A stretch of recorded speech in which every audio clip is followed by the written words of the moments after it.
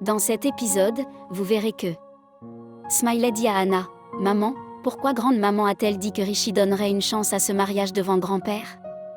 À quoi Anna répond, « Smiley, les enfants ne devraient pas parler des affaires des aînés. » Smiley dit, « Je suis confus. Je pensais que personne ne se souciait de Tanuja à part grand-mère, mais ensuite l'oncle Rishi m'a dit d'emmener Tanuja dans la pièce qui avait été décorée pour Maleka et l'oncle Rishi. Je me sens tellement mal pour Maleka. » Maleka entend cela par derrière. Alors que Vidya la voit, elle dit, « Descends et assieds-toi avec nous. » Maleka s'assoit avec grand-mère et grand-mère lui dit, « Tu as été traitée injustement. À cause de la maladie temporaire de Raj, tout ce qui était destiné à toi est maintenant allé à Tanuja. » En entendant cela, Maleka se met à pleurer et s'en va. Rano arrive et essaie d'arrêter Maleka, mais elle n'écoute pas. Rano demande à grand-mère, « Qu'est-il arrivé à Maleka ?» Grand-mère répond, « J'ai seulement dit que tout ce qui lui était destiné est désormais allé à Tanuja. » Rano, en colère, s'en va en disant, « Vous n'utilisez pas votre cerveau. » Elle était déjà tellement bouleversée.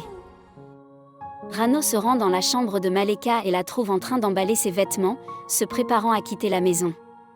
Rano la suit et Maleka, en pleurant, dit, « Tu es venu pour m'arrêter, n'est-ce pas ?» ?»« Non. J'ai fait une grosse erreur en te faisant confiance et en tombant amoureuse de Rishi. » Rano répond, « Si vous voulez partir, alors partez. Si vous n'avez pas la patience de soutenir Rishi et de l'aider à traverser cette épreuve. » Maleka, toujours en pleurs, dit, « Vous n'avez aucune idée à quel point je souffre de rester dans cette maison. Quand j'ai vu Tanuja entrer dans la chambre de Rishi, je me suis sentie tellement insultée. Cette chambre aurait dû être la mienne. Tous mes droits étaient censés avoir été donnés à Tanuja. » Rano lui dit, « Rishi n'a gardé ce faux mariage que pour le bien de son père. Rien ne s'est passé entre lui et Tanuja. Rishi me l'a personnellement dit, alors ne vous inquiétez pas. Soyez juste patient. » Maleka serre Rano dans ses bras et lui dit, « Tu as enlevé un énorme fardeau de mon cœur, tante. Je me sentais si seule. » Pendant ce temps, Rishi se tient près de la fenêtre et pense, « Tanu, pardonne-moi. J'ai épousé Tanuja. Que vous considériez cela comme une trahison ou une erreur, j'ai épousé Tanuja. Ne vous inquiétez pas, je ne donnerai jamais votre place à Tanuja. Je n'ai toujours aimé que toi. » Tanuja, debout devant le miroir, enlève ses bijoux. Alors qu'elle ouvre un tiroir pour ranger les bijoux, un album en tombe. C'est l'album de Tanu et Rishi. L'album contient des photos de Rishi et Tanu. Tanuja regarde l'album puis se regarde dans le miroir.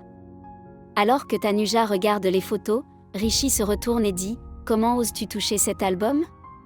N'essaie plus jamais d'y toucher.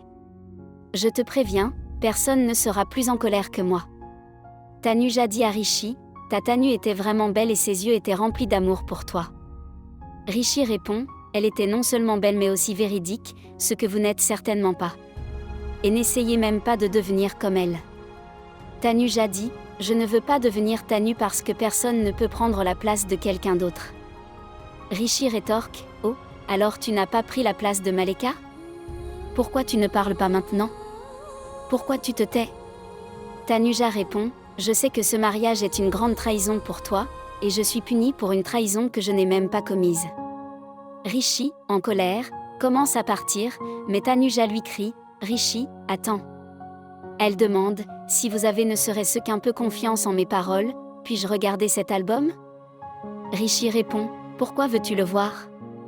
Je suis déjà très troublée. » Pendant ce temps, Rano range les vêtements de Maleka dans le placard. Maleka est assise sur le lit et son téléphone sonne, c'est son petit ami Shekhar qui appelle. Elle devient anxieuse. Rano la regarde et demande, « Qu'est-ce qui ne va pas, Maleka ?» et s'assoit à côté d'elle. Maleka répond, « Rien. » Rano dit, « Je sais, mais ne t'inquiète pas. Tout ira bien. » Maleka dit, « Oui, je m'occupe de tout. Tu es très gentil. Tu dois être fatigué, va te reposer. » Après le départ de Rano, Maleka verrouille la porte et appelle Shekhar. Shekhar est déjà arrivé chez Rishi et se faufile par la fenêtre de la cuisine. Rano est dans la cuisine et a l'impression que quelqu'un est entré, mais elle l'ignore et est sur le point de partir. À ce moment-là, Maleka appelle Shekhar et son téléphone sonne. Rano est surpris. Elle ramasse un bâton et se dirige vers le son, mais Shekhar se déplace de l'autre côté et Rano pense que c'était juste son imagination. Elle quitte la cuisine. Shekhar rappelle Maleka et lui dit « Viens me rencontrer vite ». Maleka s'enfuit et demande « Comment es-tu arrivée ici ? Si quelqu'un te voit, ce sera un gros problème. » Shekhar répond « Je suis devenu fou en pensant à toi et tu t'inquiètes des problèmes des autres ? Dis-moi, pourquoi n'es-tu pas dans ta robe de mariée et pourquoi n'es-tu pas dans la chambre de Rishi ?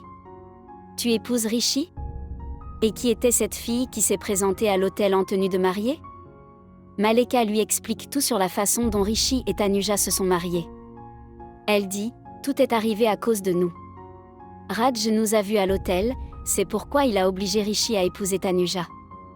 Mais Rishi a promis à sa mère qu'il ne toucherait même pas à Tanuja, et Rano m'a également promis qu'elle je vais me marier avec Rishi dès que possible. » Shekhar dit « Quand Rishi verra le lit décoré, il fondra devant Tanuja. » Maleka répond « Rishi n'est pas comme ça.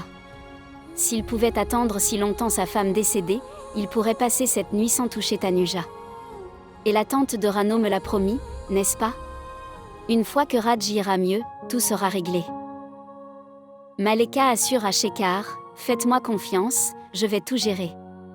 Je n'ai peut-être pas épousé Rishi, mais j'ai déjà planifié les prochaines étapes. Nous devons ruiner la relation entre Rishi et Tanuja. Tanuja ressemble à Tanu, et ce sera le raison que nous utiliserons pour créer un fossé entre eux.